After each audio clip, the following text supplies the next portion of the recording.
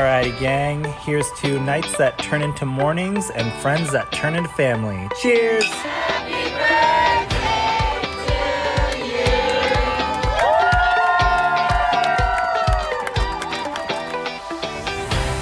Hello. Welcome to the Friendship IRL podcast. I'm your host, Alex Alexander, and each week we explore what's working and what's not in our friendships, community, and connections. Have you ever wished you could sit down and have a conversation about what is really going on in your friendships? Well, you found your people. Join us as we dive into real-life stories and explore new ways to approach these connections. Together, we're reimagining the rules of friendship.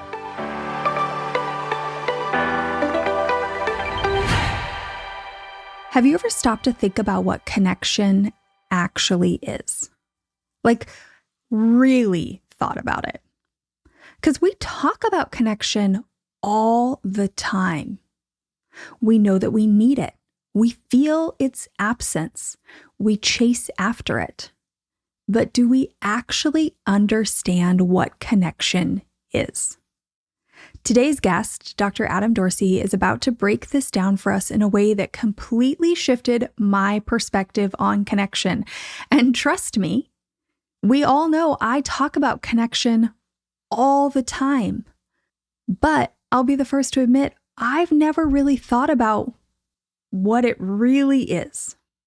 Dr. Dorsay is a licensed psychologist and an executive coach in Silicon Valley, where he works with high-achieving adults. We're talking executives, entrepreneurs, and even professional athletes.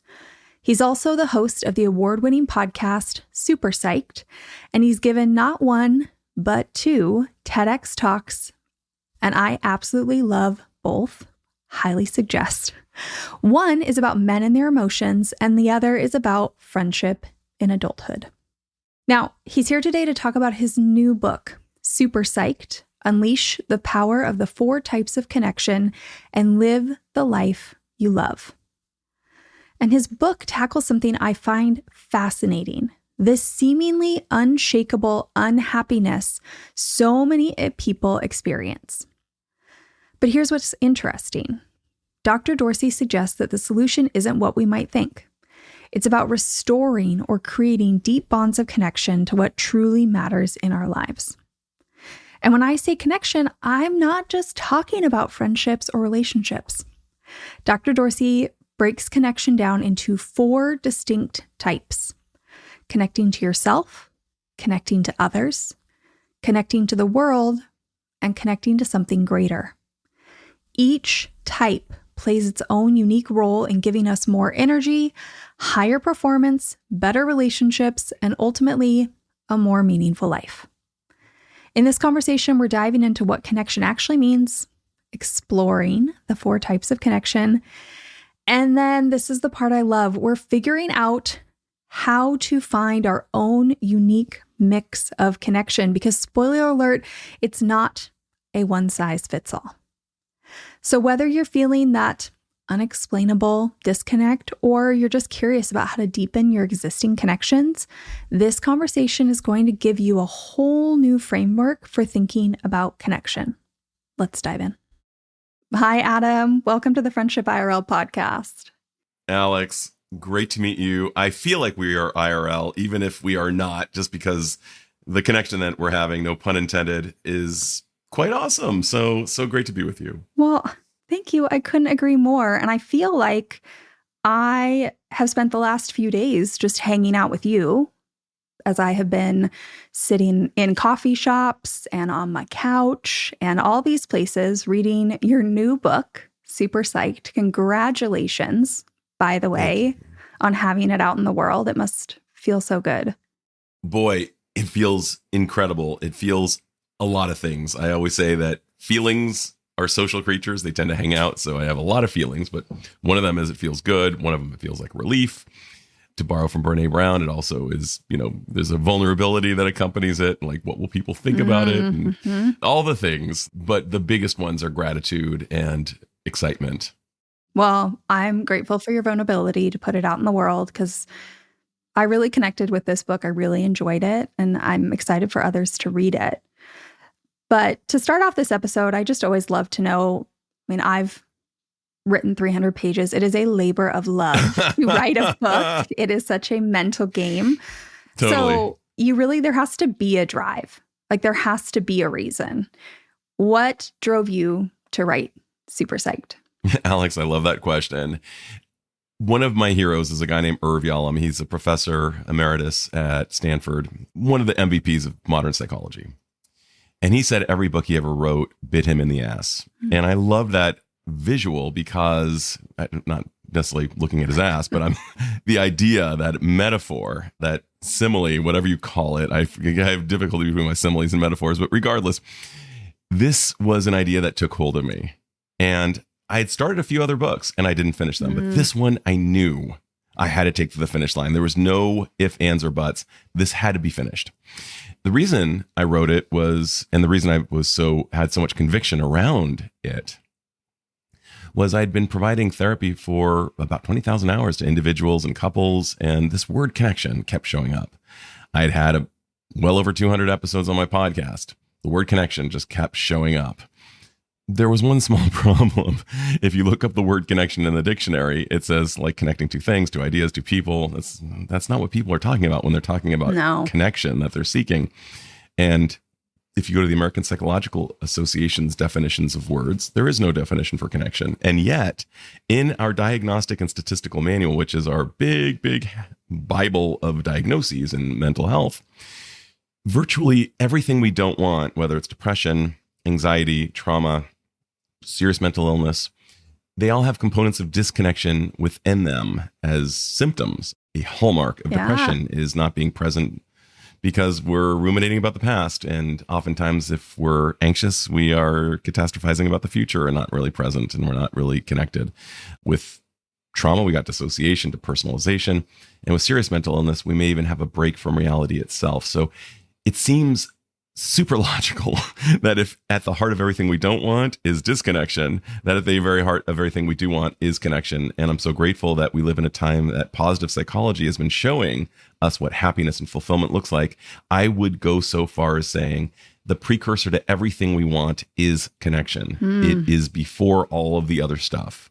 And that's why I chose the term super psyched. It wasn't to be happy all the time. It was to be super connected to our psyches, to be connected to our thoughts, feelings, and behaviors. So whether we are excited, sure, let's be really excited. But if we're grieving, let's be super connected to that as well. I'm at a loss for words a little bit because you are so right. Something I talk about a lot is how this word, right, community is thrown around. Like community is the solution for all these major societal problems. That's right. But then nobody talks about how we actually do that, which is what so much of my work is. You're right. I use the word connection. I throw that word around all the time. But I've never even looked up the definition, to be quite honest with you. I think we just all have this idea that we, like, oh yeah, connection. I know what that is. We do. It's funny though. You're right. We do. And yet, if you ask somebody on the street, define what you mean by that, they'd be like, yeah, they'd be like, well, I feel connected to it. It's one of those words you kind of use it to define it, I think, because what is the definition? And I've told you this offline when we haven't been recording, so I'm going to tell it again now so it's recorded. I have your entire definition of connection. The book is in front of me. It's open to that page. I have it highlighted. I have it starred. It is an amazing definition.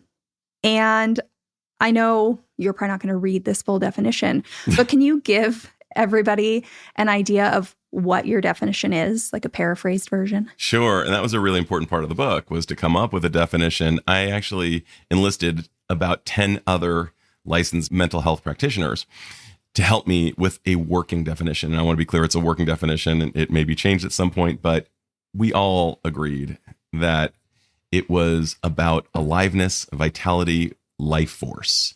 And you know it when you feel it. And I'm just going to, for the listener, do you remember that time when you heard that song and you heard it for the very first time and you knew your life had changed? Or do you remember taking a bite of something and all of your senses came alive? Or do you remember meeting that person and nobody needed to explain to you that this was like your person? Like you knew it. It's like the second the two of you met, it was just like, oh, back and forth, George and Jerry from Seinfeld. It was awesome. Or when you went to that place and all of your senses came alive. Like when I went to Japan for the very first time, here I am, like a nearly 6'2", hairy, Mediterranean male. Nothing about me is Japanese. Yet when I got there, I was like, oh, this is where I'm going to be for a while. Yeah. I need this place. So it's vitality. And what I'm thinking about as I write this is we have this dash between our birth date and our death date. We want to be alive while we're living. And that's also in the book, by the way. Yeah. And that was also like triple underlined in my copy. Oh, right on. Yeah, it's such a great line. It's such an important question to be asking ourselves. The definition of connection in Super Psyched is so good. And Adam worked so hard on this definition that I want to just read it to you. So I am holding in my hand my copy of Super Psyched. I'm open to page 10, and I'm going to read this definition. Adam writes, connection is an internal emotional response. It is a life force. It can be the quality of a relationship between two or more people or groups, but it also includes how a person relates to themselves in an authentic sense. Connection is often physical, but it can also be conceptual or symbolic. Describing it as magnetic or electric captures this range of sensibilities. It can also include how we relate to art or work or some form of activity. True connection enables vitality and/or safety. It can be what we refer to as love in its many forms. It can include how we relate to nature, and for some, it can be an expression of a relationship with a higher power. It is central to human life and the natural world. Now, he goes on to give some examples. He says, when you are talking about something or someone you love and your face lights up, or when you make a statement that you know deep down is true, perhaps when you're engaged in an activity that energizes you, even when you are exerting mental or physical energy. That experience of being in a place that just feels so beautiful, like the Grand Canyon, and the amazement we feel that opens up our bodies and minds to the fact that there might be something far greater than ourselves. Adam opens up this section of the book talking about how most people think of connection as being like a conversation with a friend or a family member, or a dinner date, a phone call, a video chat. Before I read Super Psyched, if you had asked me, what is connection? That is where my mind would have gone, right? The conversation, the phone call, the text messages, the dinner date, the experience. Deep down, I think I know that there's multiple types of connection, but I've just never really thought about it that way. But the reason I want to read you that definition is because I think it's so important that we do broaden our definition, that we absorb the fact that there are these 4 types of connection that we are experiencing and how that's playing out in our life as we do or do not experience them all. So having a definition, I was listening to 2 of my very favorite humans on the planet in an interview. Amy Poehler was being interviewed by Conan O'Brien, and the only thing I didn't like about it is I just don't want it to end, because I wish that it was like a 40-hour interview. I could listen to those 2 go on forever. But Amy was talking about connection and Conan was talking about connection, and that they're talking about what we're talking about. And yet I don't think that if we ask them in the middle of the interview, like, hey, hang on a second, record scratch, like, what do you mean by connection? I think they'd say, rude. Why are you interrupting me? And the second thing they'd say is, as well educated and smart as they are, they too would stammer. So we need to have a definition of things. I believe that, a very, very wise man told me that Confucius said that wisdom starts with the accuracy of naming things.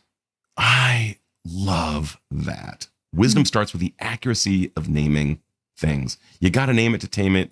You got to name it to understand it. A problem well stated is a problem half solved. These things are truths, in my opinion. And knowing what we're looking for when we're looking for a connection fits into that model as well. Yeah, I was going to say, like, you got to be able to name it to impact it. Name it to impact it. Right? To change this area of your life. If you don't feel like you have connection and you want to change that area of your life, like, I often think that, especially when it comes to connection with others, a lot of people haven't spent much time thinking about these relationships, how they work, how they show up in their lives, what feels good to them and what doesn't. And if you haven't done that, it's so hard to impact this area of your life. Exactly. What are we, when you're looking for something, you need to know what you're looking for. Yeah. Joe Jackson had a song, "You can't get what you want until you know what you want." As dumb as that sounds, I work with really, really smart people, and I often ask them, "What do you want?" And they're like, "I don't know what I want." And I remember when I hit a particular birthday and I decided the next woman I date has to be somebody I can marry. And I want to start with my brain for the first time, because I'd used other organs to, ascertain whether or not I'd be dating somebody.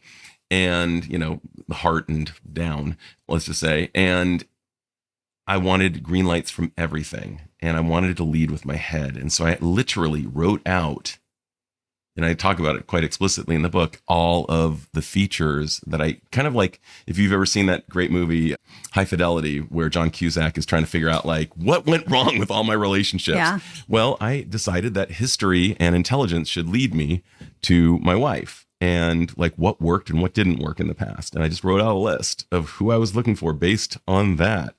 And I'm 23 years in since we re-met. She and I actually knew each other previously as Very children. young in the book. Very young. Yeah, you know about that wild, crazy story.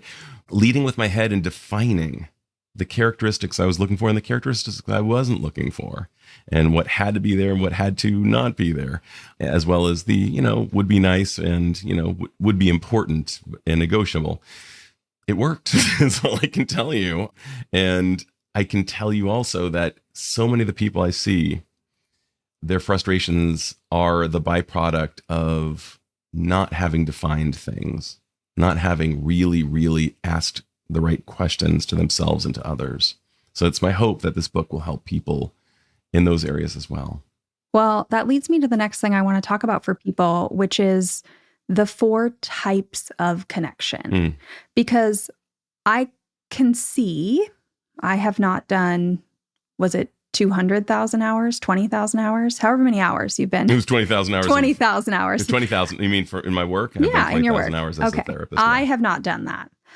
But what I can imagine is that some people are maybe very connected in one way or another. And even myself reading your book, I was thinking, like, wow, am I balanced in this? I'm going to have to reflect on that. I don't have an answer. But you gave me a whole new framework to think about connection. So can you talk a little bit about the 4 types? Imagine an archery target with 4 concentric circles, starting with, of course, the bullseye. There are 4 ways that we humans connect. I've consulted many people. No one can find a 5th. So the 4 include the bullseye, which is self. It is the connection that informs all other connections. If you and I were wearing shoes that were like half the size that we should be wearing, and we tied them really tight, and we were trying to have, a meaningful work day while our feet were in just excruciating pain. And let's put some Sounds rocks awful. in there. Yeah. Yeah. A lot of us go through life like that. Oh. With all kinds of situations, whether it's depression, anxiety, not feeling like the job that we're doing is right for us, in a relationship that sucks, but we don't want to be alone. So we feel in some ways extorted to be in the relationship because we don't want to be alone, except being in the relationship also sucks. How we connect to ourselves really dictates all of the other connections. So you can think of it as a shoe fitting right or not fitting right. You can think of it as you and me bumping into each other at a conference and both of us having to pee really badly, but wanting to talk and not really being able to grok what the other person is saying because You're so Gotta be. distracted. Yeah. So yeah. taking care of yourself and connecting with yourself is not a selfish or self-absorbed or narcissistic act, unless it is. I mean, I'm not talking about like all day, There's all the time. extremes everywhere. Yeah. There are extremes everywhere, but knowing who you are, attending and delivering to yourself in a way that goes with who you are is so crucial. Each of us has different needs as it relates to sleep, eating, socialization, and just figuring out all of those things, exercise, meditation, quiet versus noise. We want both, probably. Yeah. And really knowing when and how much all of these things matter. And then the second circle is connecting to others. An other might be my wife. It could be you. I'm connecting with you right now. It could be my pets. I have very conscientiously included pets because pets are significant others. I used to volunteer, I should say, more likely at the, more accurately, at the Humane Society. I was the pet loss guy. And so when people for about 4 years, I would hear the stories of real sadness and buckets of tears. So pets are included. And for people like my father, they are not. My dad could go through 5 lifetimes without needing to touch an animal of any kind. I'm an animal person. I get what you're saying. I'm an animal person, 1,000,000% as well. And I've turned into a switch header. I used to only be dogs. And now I've found out that cats, especially if they are social, are awesome. The third is connecting with the world. The world includes nature, art, our work, even our ancestry. As Dr. Maya Angelou once said, you don't know where you're going unless you know where you're from. And so I wanted ancestry in there as well. And the fourth is connecting with something greater. Now, something greater for some people might mean going to church if they're religious in that way. For the Orthodox atheist, of which there are many in Silicon Valley, going to, let's say, Grand Canyon or lying under the stars on a camping trip and feeling just how grand the universe is. For the most scientific mind, they may experience something called awe. And we all know that word, but science has actually put awe under the microscope, and you're smiling because you've read the book. And, awe is so cool. Yeah. It's basically has the same effect on our brain as psilocybin, which is the psychoactive chemical in magic mushrooms, and except without needing to take something that might be dangerous to some, certainly illegal in most places. But what's so nice about awe in this case is we become more pro-social, less self-absorbed. Just a little down south from you, back in 2017 in Oregon during the solar eclipse, strangers were hugging each other. What was going on? Yeah. They were in a state of awe. And I just got to throw one last little love piece to somebody. And if you've seen this video, you'll know what I'm talking about. Do you remember the double rainbow dude he was one of the early YouTube guys. Like, oh my gosh, I'm seeing a double rainbow, Even South Park clowned on it. Well, that guy was experiencing awe. I feel nothing but love for that guy. I understand that it seems kind of corny and funny, and I understand why people were kind of clowning on him, but I don't clown on him. I say, dude, fantastic. You were experiencing awe and you were not socially conscious. You were just in the moment and you were so excited to be alive. You were tripping hard on a double rainbow. That's really cool. Yeah. He was having, and one of the things that can happen also, my nickname is Enthusiasm, so I know about this. People sometimes don't like seeing great joy or enthusiasm or awe. They say, come on, man, be cool. Well, yeah, there are times to be cool, and there's time to be extremely warm and maybe even excited hot. If you're a super fan of a group, and I remember seeing Lil Nas X a few years ago, and I just couldn't help it. I was just jumping around. I'd never seen him before. I knew a little bit of his music, but I couldn't help it. I was jumping all over the place like a kid in a bouncy You're connected. room. He was hitting hard, and I was like, this guy is like the reincarnation of Prince. Like, this guy's awesome. I mean, I know it's a stretch. No, I love it. But that's just how it felt to me. I felt like I was, it was one of the great experiences in my life. And thankfully, my wife is along for the ride, and she's down, and she knows that, when her honey gets a little bit excited about something, he's not too scared to show it. I mean, I would think that just shows that you're connected, right? You are tapped in. In the book, you say like connection is an internal emotional response. Like, you're just shining that out. It's so big. It's moving through your body. Glad you brought that up. It is an internal emotional response, and it's there or it's not there. Here's the sad thing. I'm sure you and I have both also done this. Have you ever, just because you wanted to be like your friend, said, yeah, I'm totally into that as well? You're like, they told you like they were into a particular musician or a thing. And you're like, yeah, I'm so into it. And you had to fake it. Oh, your body doesn't like it when we lie. I mean, especially when I was younger, I definitely have moments I could look back on. And I think that the most interesting thing, if I look back on that, is that sometimes, like let's say we were at a concert. Growing up, I was never actually a really big concert person, but in recent years, I have really become a concert person. I don't know. I'm finding my connection there. Awesome. But I remember going to concerts and watching my friends have this like response that I could see and I could feel the energy of it. And I would try and fake it. But it was probably very evident to them that I was not experiencing the same thing. Totally. Yeah. Totally. Exactly. So they may have been able to see or tell, and let's contrast it with the time. Let's for a palate cleanser for you, describe a time when you were 1,000,000% connected. So this is, I'm going to use a concert. Everybody who listens to the podcast has already heard this, but I had a very last minute experience where I got to go with a friend on a 12-day road trip. We went to 2 Taylor Swift concerts. That's awesome. And part of it was probably the music. I don't know how much you've heard about the Taylor Swift concerts, but they're just like the environment is very positive. Like everybody's yelling compliments at each other and like dancing randomly. Like talk about connection moving through a body of people. But the first concert, I found myself really emotional. Like I started crying, but it was happiness. I was like, where the heck is this coming from? And I think a little bit was the music, but I actually think a lot of it was just the environment. And I think part of it was like, as silly as this is to say, well, it's not silly, but I'm going to admit it. It feels a little vulnerable. That's why I'm saying it's silly, but it's not. I think it was me. I've always been a person where if I really love something, I maybe won't show it as intensely. And I was allowing myself to feel that connection. And so I was kind of like overcome with allowing myself to feel that connected.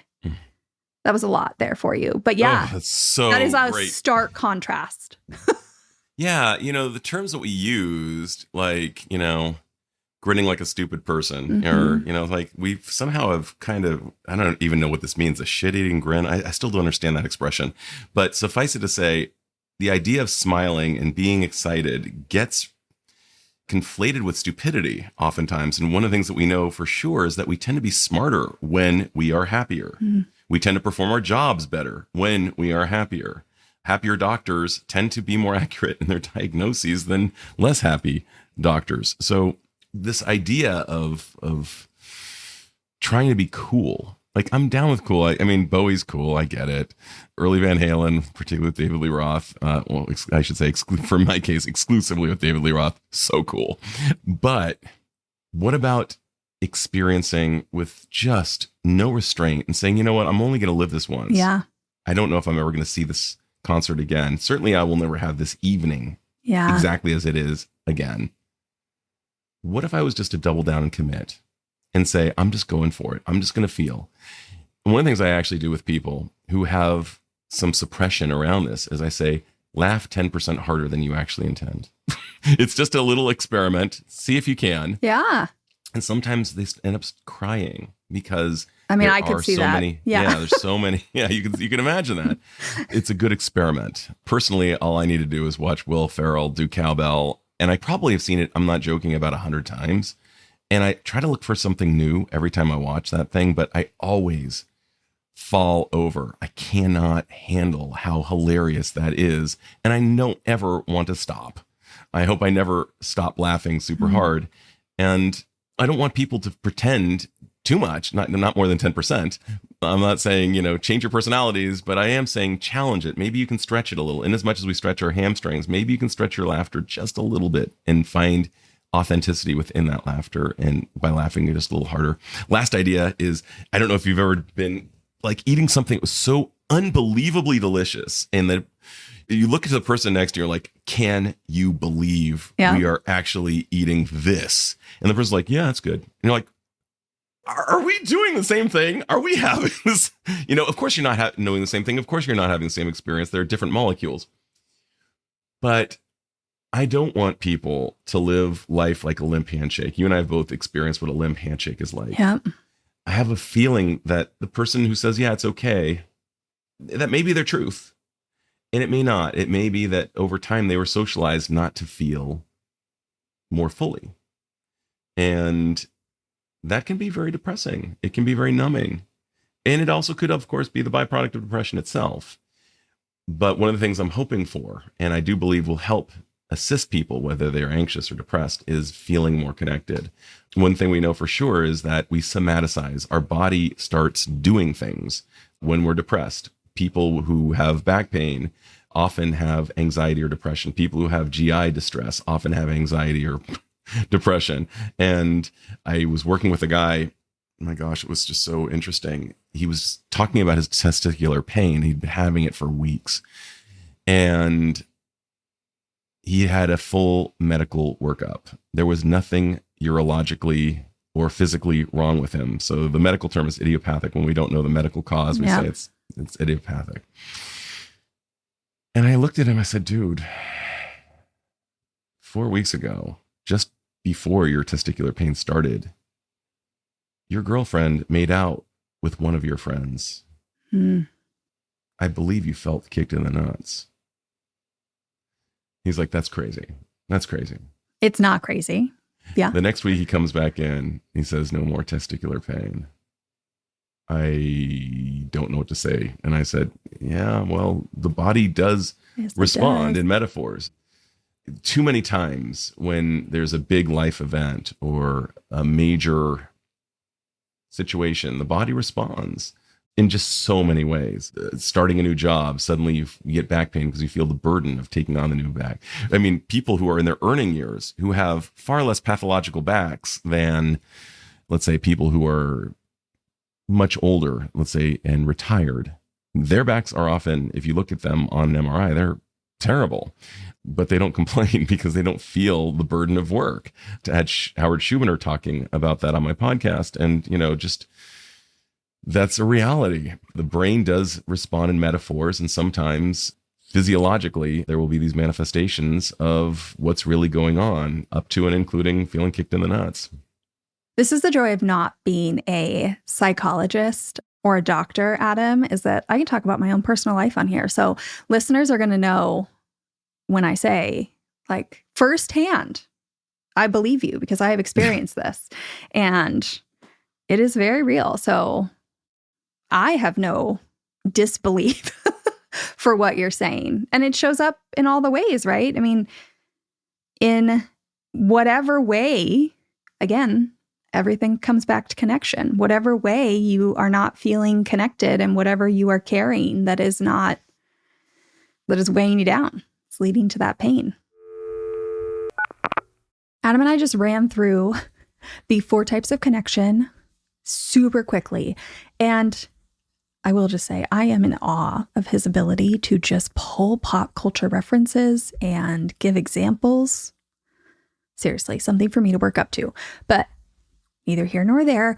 What I came on here to say is that we ran through the 4 types of connection so quickly. If you can't already tell in this episode, I think they are important for us all to know. So I just want to recap them one more time. So first, we have connecting to yourself. And this is about knowing who you are, your feelings, what lights you up, what drains you, what gets you out of bed in the morning. It's kind of like having a deep friendship with yourself. And it's the foundation for the other connections. The second is connecting to others, which just goes beyond like having people in your life. It's about those genuine exchanges of energy with your partner, your family, your friends, your pet, your neighbors, your community as a whole. Like, yes, the very deep, long-standing relationships you have matter, but so do those daily interactions with the people you see as you move through your day. The third is connecting to the world. And I love this one because it's bigger than just the people. It's about how you engage with your work or with nature, with art. It's the causes you care about, your cultural heritage, all those things that make you feel part of something bigger than just yourself. And finally, connecting to something greater. Now, this one's deeply personal and will be different for everyone, whether it is that you are connecting to something greater through spirituality. Perhaps it's finding meaning in community or political action, or maybe that you experience awe in nature. It's all about those moments that make you feel connected to something beyond what you can physically experience. When we're talking about these 4 types of connections, now that you've offered us each one, let's talk a little bit about the idea of like our own unique connection needs. I mean, honestly, this could tie into what you were just saying. Like, some patients want to be a little more connected. Some people want more distance. Some people are more connected to water. Some people are more connected, right, to one person, to their partner. Can you talk a little bit about how somebody would figure out their own connection needs? Like, where are we tuning in to figure out our own mix? Well, very often, it's so sad that so often we become rather distant, even estranged from our emotions. I actually gave a TEDx talk called Emotions, the Data Men Miss. And there's a term in psychology called alexithymia. It's a very fancy word. You can, trust me, I'm going to explain it to the listeners. Alexithymia means the inability to articulate one's emotions. And throughout life, particularly men, but certainly for women as well, we are told that our emotions are stupid and we shouldn't listen to them, and throw in some type of either misogynistic or homophobic term around them. You know, act like a man is one of the things that a lot of boys hear when they grow up. It's particularly tragic because, believe it or not, boys are born more emotionally expressive than their female counterparts on average. And that is really amazing to think about, and how we have it socialized out.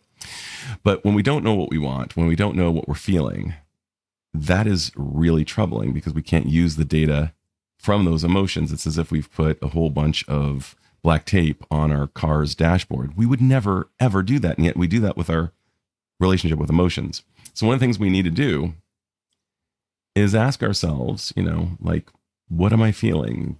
Just from the most rudimentary space of saying, you know, am I feeling, and the primary emotions, kind of the happy, sad, mad, you know, scared. Those are kind of the primaries. And in building out, there are feeling charts, there are various ways, but we need to know what we're feeling about a thing. And sometimes, if not knowing is okay, I don't know yet. I like the word yet because it implies that there is a directive that I will figure this out at some point. It's a puzzle at the moment. So the next stage basically is just saying, okay, yeah, does this bring me alive or does this not bring me alive? It's a fairly quick sifting mechanism. And what we want to do is consciously and intentionally bring as much aliveness into our lives when we're at work, when we're not at work. And oftentimes that requires a particular focus, sometimes a reframe. I'll kind of get into both. In our personal lives, let's say we've just crushed it at work. We left it all in the field. Saturday rolls around. We wake up, pet our dog, feed our dog, brew some coffee. I mean, I know this is certainly me, but I know this is definitely happened with me. Fit a lot of people, yeah. But a lot of people. Brewing some coffee, opening a little snail mail, checking in on the email as well, turning on Netflix. It's streaming in the background. I'm folding some laundry and responding to some social media stuff, and a text comes in. Okay, I better respond to that. And Monday rolls around, and I've been doing this all weekend, and I'm wondering where my weekend was. Do I return to work with vitality? Probably not. a lot of the things that we want to do have a bit of a barrier to entry. Could be visiting a friend, and it might mean a drive. Could be a bike ride. It might mean pumping up the tires, getting the bike ready, putting it on the bike rack, which we still need to put on the car, and figure out where we're biking and with whom, and getting our hydrosac so we've got proper hydration. A lot of the things that we really, really want that bring us alive have barriers to entry. So what do? We go with what is easy. The sad thing is, and I'm not saying all the time. There are many weekends that I enjoy just streaming and chilling and just being like, you know what? No, it's fuzzy slippers and sweats for me, and a long watching of something like Game of Thrones. Yeah, whole marathon. Season. Where did that What's happen? that? Yeah, a whole season passed by. Oh my God, like, for what sure. happened? Yeah, okay. For sure. And yet I also know that if we do that exclusively at the exclusion of doing the other things, like I've got a buddy named Bob. I love Bob. He's got one big problem. He lives 2 hours away from me. So we have a halfway meeting spot, and I will drive to the city, and sometimes I'll be like, dude, why do you live so damn far? And now I'm going to have to park my car and bam, bam, bam, bam, bam. And then I get out of my car and I see Bob, and the next 4 or 5 hours go by like in 5 minutes. And I'm just like, this was a great use of time. And while I'm not doing that every weekend, and by all means, if that's what floats your boat, do it every weekend for sure. I have this thing called, since this is Friendship IRL, I have this thing called the driveway test. How do you feel when you leave a connection with your friend? Yeah. Do you feel more alive? Or do you feel perhaps deflated? Do you feel taller because you felt so much richness? Or do you feel somehow smaller because you feel just like, oh my God, there was no room for me? We've all been with friends who are truly interested. We've also probably been with people who bring everything back to themselves. Like, oh yeah, like imagine, Alex, that you wanted to share about your trip to Japan, and your friend just completely intercepts the ball and says, well, let me tell you about Japan for the next 20 minutes. And you're just like, yeah, and you left the hangout and you realize you never even told them the one thing you excited. Yeah, we've all been there. Yeah. And, I was talking with somebody about, the importance of questions. Like, we want our friends to ask us questions. That's one of the ways they feed us. But if they just take over like a massive percentage of the interaction, and many people do this very unconsciously because they want to be interesting, but they forget to be interested. Yeah. They end up kind of bleeding you rather than feeding you. And what we want is a nice upload and download energy of, reciprocity. A colleague of mine, Hugh Grubb, once told me that a great psychoanalyst, Donald Winnicott, said that true mental health can be experienced when you have the willingness to share of yourself and take in the experience of another. So kind of that beautiful, back and forth, having the ability to share who you are and actually take in who the other person is. A fancy term for that would be intersubjectivity, like realizing that there is your subjective experience and mine, and there is room for both of ours. And so when we have that, we have great connection. One last thought, and since it relates to friendship, my friend and colleague, Britt Frank, who I just think the world of, she's written a couple great books, one of which is The Science of Stuck. So fun. She said that some people have traits around friendship like the feeding styles of a hummingbird. A hummingbird needs to feed multiple times an hour. And so imagine Joey from Friends. Like, Joey was in every scene, it felt like. And, he damn well should be, because he was so funny. Ross, who actually was my favorite of the Friends, believe it or not, because I just loved his physical comedy and he was so great. But he wasn't in so many scenes as Joey. Yeah. He had more of a feeding schedule of what they would call a scorpion. A scorpion needs to feed less often. Not the evil traits of a scorpion, like the scorpion in Frog story, who just takes the frog down the river because, scorpion can't help it. I'm not talking about that. I'm talking about the feeding schedule of a scorpion, according to Britt, and I believe her, is about once a month or something like that, but far less frequent than, say, a hummingbird. And the important thing is to know thyself. Like, how often do you need to hang? And some people, there may be friends that you want to hang out with every day, and other friends that you need to meet with quarterly. Last thought on friendship. Over the summer, I hung out with my buddy Jed, another great human being, one of the other true greats, such a legend. He lives in New Jersey. Oh. I don't get to see him very often. In fact, far for you. It's really far from California. I hadn't seen him in 9 years. And I realized if he and I continue at this rate, I will see him 5 more times before I die. Yeah. That sucks. So I have been willing to say, you know what I'm going to do? I will be happy to talk with you on the phone. I'll be happy to just call. Just say, I love you, like Stevie Wonder. I will meet with you via Zoom. And some people say, oh my God, Zoom, I'm on Zoom all week. Yeah, but when you're on Zoom with a friend, with beverage of choice, anything from coffee on up, it's a different vibe than when you're at work. Trust me, when you can see their face, you will thank the creators of Zoom and say, this is the greatest technology ever. Because even though he lives all the way in New Jersey, when I see that guy's face and we are laughing together, and tremendous amount of our time is spent just in belly laughter because that's what we do. It's so awesome. So don't hate on Zoom. Use it. Yeah. It's a great technology. It's a great tool. It exists. Use it. I love that advice.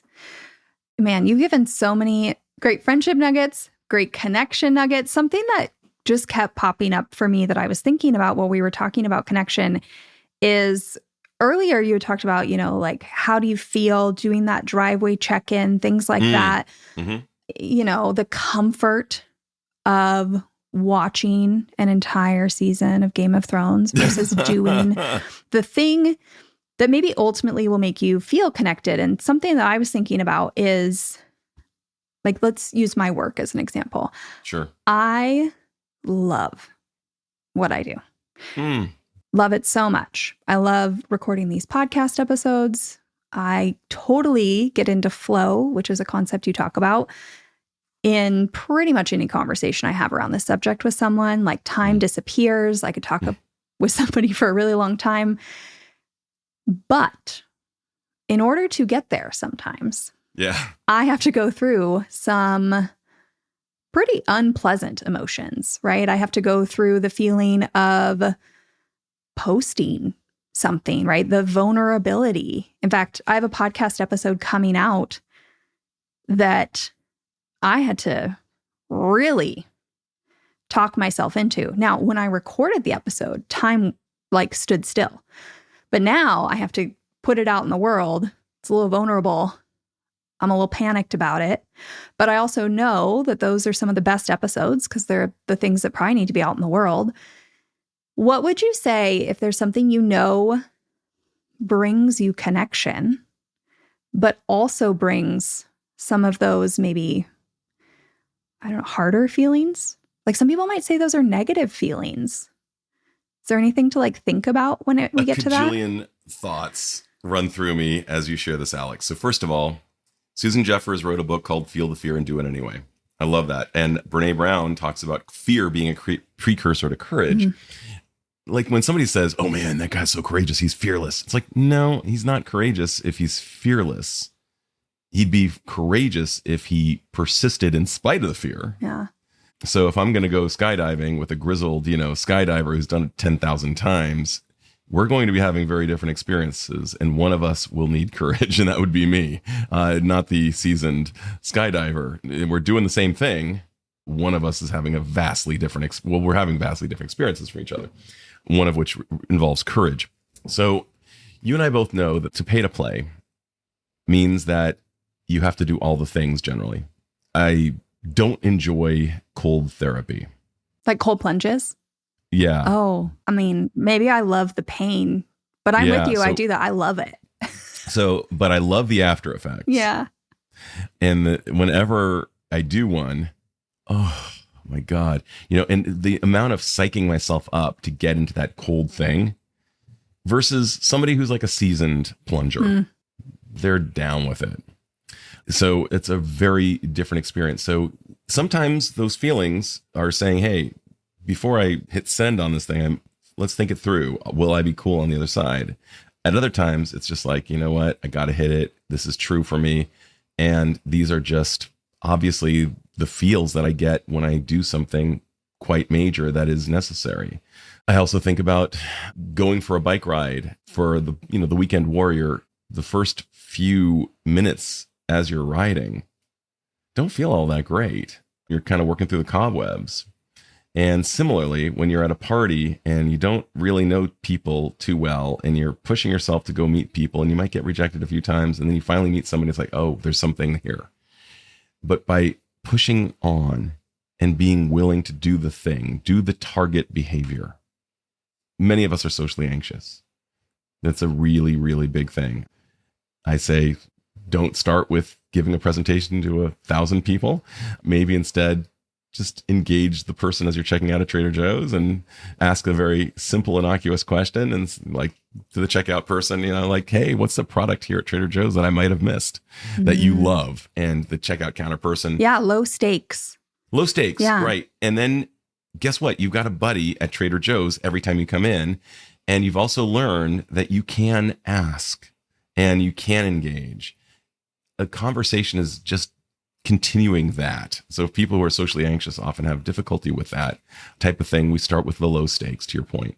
And we ask ourselves, what are the target behaviors for who I want to become, the kind of fake it till I become it type of thing. Yeah, it's not, we're pretending that we have a little bit of riz when we're asking that person at Trader Joe's, even as low stakes as that is, like, hey, tell me about a product you really like.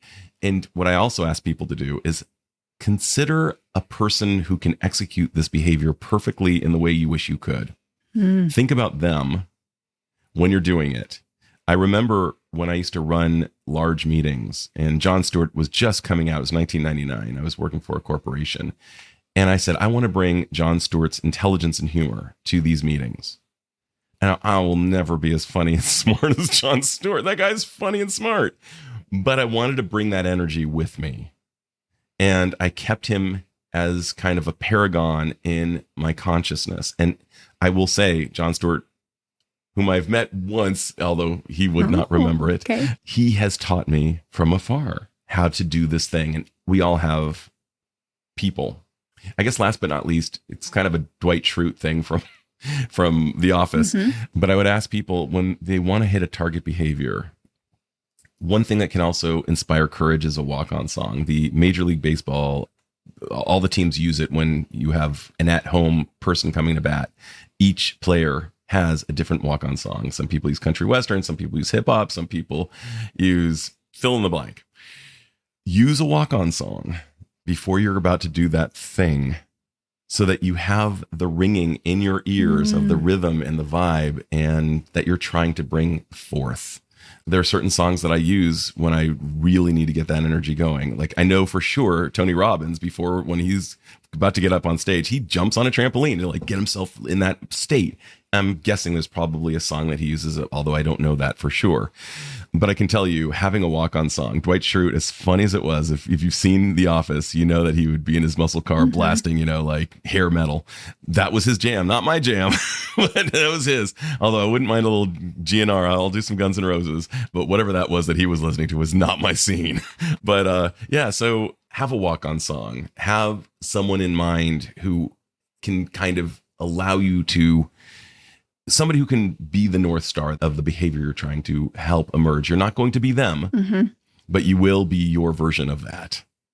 That feels like an insider tip. Like that feels like we've had an amazing conversation this whole episode, but I can tell you right now, I feel like some people are going to hear that and be like, wow, that's how everyone's doing it.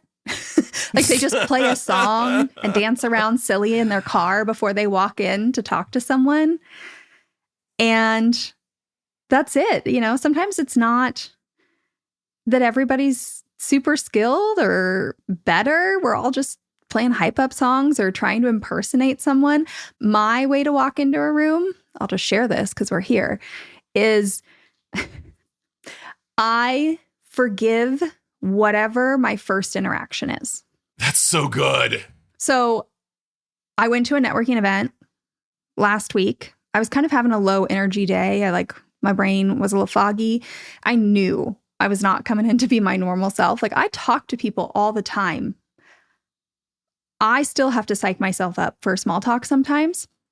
So I'm walking in and I was like, okay, here's the rule. You walk in, you talk to someone as quickly as possible. Like pull the Band-Aid off, less time for my brain to spin. And whatever that first interaction is forgiven. Because it's probably going to be really bad. I'm probably going to stumble through it. It's going to be awkward. Get it over with, right? Get the brain flowing, the small talk going. My favorite thing about this is then often I'll end up maybe talking to this person later, 2 hours in, once I'm a little better. And I swear, you can watch this person be like, is this the same person I talked to when I walk in? Like they're trying to figure out what changed about me. Exactly. Because this time I'm actually asking questions and having a nice conversation. So I just give myself a freebie. It's going to be bad. I love that so much. And you're talking about self-compassion as well, which we know is correlated with all kinds of great outcomes. So here you are saying, you know what? I'm going to give myself a freebie, and this is just the cost of doing business. Let's just tear off the Band-Aid. One person in this room, brilliant strategy. People I don't even know, is going to think I don't know how to ask a question. And then they're going to be utterly shocked by the end. And like, that's just, the cost of being here tonight. Get it over with. I could not agree more. I'm remembering in high school, there was a teacher named Mr. Bear. He was just like the most beloved and smart man. And I was with the Lynbrook Epic staff. That was the name of our newspaper. Okay. And I needed to ask him a question. Now, remember, I'm with the Lynbrook Epic staff. I walk in, I say, hello, Mr. Bear. I'm here with the Lynbrook Epic staff. And it was just like, and he was so sweet and so gentle. And I was so socially anxious. And, he was such a big figure in my own mind. I mean, I'm sure I was even taller than he was at that time, but it didn't matter. He was a giant to me. And we all do that. We all stumble and fumble. And what we need to do is yes and ourselves as if we're an improv. And one of the great improv trips I learned is when you belly flop, you say, ta-da. You just say, okay, and next, and get full on Amy Poehler, Tina Fey, Bill Hader about the whole thing. Just make it, just relax into it. Don't take yourself so seriously. I'm sure Mr. Bear never thought again about the doofus who said I'm with the Lynbrook Epic AF. But to me, here I am all these years later. You're telling the story. I'm still telling the goofy story. But there's this cognitive bias known as the spotlight effect. And that is basically that people are not paying attention to us to the degree that we believe they are. In fact, they don't even care. You can wear a goofy t-shirt and people will not notice it as much as you think they will. I remember growing a beard and, in graduate school, nobody really noticed. That was part of my own testing of the spotlight effect. Like, how much do people really invest of their own attention on me? And turns out not a lot. You have to be an Us Magazine figure in order to get that kind of spotlight on you. So people don't care. So just know, the good news is you're allowed to screw up and you may be carrying it, but just have some self-compassion, a little bit of levity, say ta-da, realize that if you want to do things, you're going to have to belly flop a lot. If you ain't belly flopping, you probably aren't trying hard enough, because we need to belly flop. Failure is just data. It's tuition. It's mistakes are just missed takes. Try again. And as Sean Hayes so brilliantly from Will and Grace and Smartless will say, our failures eventually create the best stories. So just realize that they make great stories. The failures data was another favorite line from the book. Oh, thank you. And I want to quote her because it was Dory Clark. It was top notch. Top shelf. To her. Isn't she great? Dory is one of my favorites. We have brought up Super Psyched. I have brought it up a dozen times, if not more. And I know we're getting you on here to talk about the book and whatnot, but it's just so applicable to anybody, I think. I mean, to close this episode out, I would ask, is there anybody you specifically thought you were writing this book for? Oh my God, what a great, no one has ever asked me that. Because I think it really is one of those books that is applicable, even if somebody doesn't take everything from it, right? I was telling you that I talk about connection a lot. I think about connection a lot. And the fact that you had the connection to the world and something greater really had me thinking. So now I'm wondering, to close out this episode, is there any particular person that you thought you were writing this book for? First of all, I'm totally blown away by the question. And I'm going to give you a few answers. Okay. First, of course, I was writing it for me as a form of expression of this would be my contribution to the world of literature as it relates to psychology and self-improvement because it's something I believe in so much. My mom said that I came out of the womb, practically connecting with people. Like she would push me in the stroller and she said she'd never seen a baby who was so hungry to connect with people. We've all seen that baby. I know exactly. I can think of one of my nieces and I get it. Yeah, that was certainly me. And as a fledgling connector, I was awkward. And as a neurodivergent kid, I just didn't know how to connect. So in some ways, I'm writing it for him. I'm certainly writing it for my children who I really want to love the dash of their life. I'm writing it for my clients who have entrusted me as their Sherpa to walk on rocky territories, who I believe would benefit from just reading my thoughts in one kind of between two covers, so to speak. To some extent, I was writing it to my parents as a thank you for giving me life and as an attempt to pass the baton. And for sure, I was writing it to my wife, who is the love of my life, as a love letter. She's the person who jumped me into the gang of psychology in the final way. I always wanted to be a psychologist. I was convinced I would never get to be a psychologist. She is the one, if you read the book, and you'll see that she's definitely the hero in this story, who was convinced that my childhood dream of becoming a psychologist needed to come to fruition. She was already a psychologist, and so it was just really odd, serendipity. And she said, "Honey, you can definitely do this." And I said, "Well, you'll read about my own musings about how I couldn't." So I was writing it in part for her as well. I'm sure the second you and I hang up, there will be so many other people like my mentor, Alan Greenberger, and my other mentor, Martin Dorner, who've meant everything to me in this lifetime. My grandpa, Ben, who thought I was smart even when no one else did. My father-in-law, Alvin Joseph Jacobs, brilliant metallurgist, who when I asked him for his blessing to marry his daughter, and I was showing no signs of, a real career in the future, he told me he knew I would figure it out. And so there are a lot of people who I was writing it for. I would even say there was an animal or two who I was writing it for too. Strangely, like Yoda, my cat, who jumped me into the cat gang when I was a legitimate felinophobe. I hated cats, but Yoda showed me that cats were awesome if they were like relational and not skittish. So yeah, Alex, I knew this was going to be a really, really dope experience. Just your questions are great, as evidenced by that last one. My God, what a great question. Now I'm going to be thinking about that and asking my wife, "Honey, who do you think I've been writing it for?" What I will say is writing a book is such a labor of love. So it's not shocking to me that you have a long list of people you're writing it for, because, cycling through those different people as you were writing is probably what kept you going. 100%. Yeah.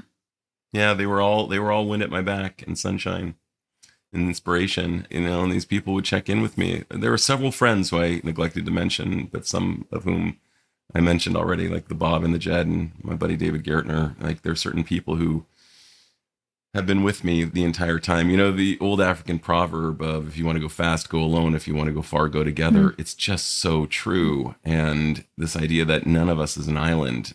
People who need people aren't the luckiest people in the world. They are the ones who know that they need people. Are the luckiest They're being people. honest. Yeah. Yeah. Well, Adam, I'm just so grateful for you for writing this book. I have no doubt that it's going to become, I hope you become synonymous with the word connection. Wow. I hope that for you. I would be so stoked to have the letter C emblazoned on my shirt. Not only will it remind me of the grades I got mostly in high school, but it will also stand for connection. Well, or cookie. I mean, these are all good things. They can all be together in one room, but I just so appreciate you being here. Thanks so much. Oh, this has been a blast, Alex. Thanks so much. That episode was jam-packed. It was so full of information and tidbits and examples. I'm going to need to go back and listen to it multiple times. It definitely goes beyond the book. Like that's the fun of the podcast conversations, right? This is more than just what's in the book. The book has so many things in there I wanted to cover, but we didn't cover. I think Adam and I could have recorded an entire summit We could have sat you down for a week. Truly, I'm not even kidding. We really enjoyed this conversation and we could have kept going. But to close out today's episode, I want to share with you 2 of my takeaways because maybe they will resonate with you. And I would love to hear your takeaways. But the first one, I think I've already made this abundantly clear. One of my biggest takeaways from this episode is to pay attention to more than just my connection to others. I think I was doing okay in that category. I think I'm doing pretty all right in my connection to myself. But when it comes to my connection to the world and my connection to something greater, I think I often let those kind of fall to the wayside. I don't think about those ones as much. And I'm really going to make a conscious effort to pay more attention to those, which brings me to my second takeaway. And this one is not anything I saw in Adam's book. This is just like truly my takeaway from this episode. And that is that I think I need to pay more attention to the feelings. Maybe we all do. I can get really caught up in the logical brain of my connections. But in thinking about this, it's kind of noticing like, how do I feel in certain spaces? How do I feel after that interaction? Did I feel connected? Did I feel inspired? Did I feel energized? But also just in my experiences, as I'm traveling or moving through my day, when I get that feeling of like, wow, I can't believe I get to live here or be here or experience this moment, right? That's connection. I think it's easy to sometimes maybe I notice those feelings. Sometimes I definitely don't. But when I do, I think it can just be like, oh, wow. But I don't really take it any further than that. I don't think to myself, like, wow, I feel so connected to this. And that's where I left this episode. I want to pay more attention to the feelings. I want to acknowledge them. And then I want to kind of affirm them in my brain. I want to remind my brain that I feel connected to this experience, this person, this moment, myself, whatever greater energy you believe in the universe, the goodness of people. I'm going to give that some more awareness. Now, my final things I want to say in this episode. Adam's book, Super Psyched, is linked in the show notes. Go grab yourself a copy. It really is impactful. I read a lot of books for this work. Go buy this one. The second thing is that we put a link to both of Dr. Adam Dorsay's TEDx talks in the show notes as well. Check them out. They're both amazing. With that, I'll see you next week. Thank you for listening to this episode of Friendship IRL. I am so honored to have these conversations with you, but don't let the chat die here. Send me a voice message. I created a special website just to chat with you. You can find it at alex.chat. You can also find me on Instagram. My handle at it's Alex Alexander, or go ahead and leave a review wherever you prefer to listen to podcasts. Now, if you want to take this conversation a step further, send this episode to a friend. Tell them you found it interesting and use what we just talked about as a conversation starter the next time you and your friend hang out. No need for a teary goodbye. I'll be back with a new episode next week.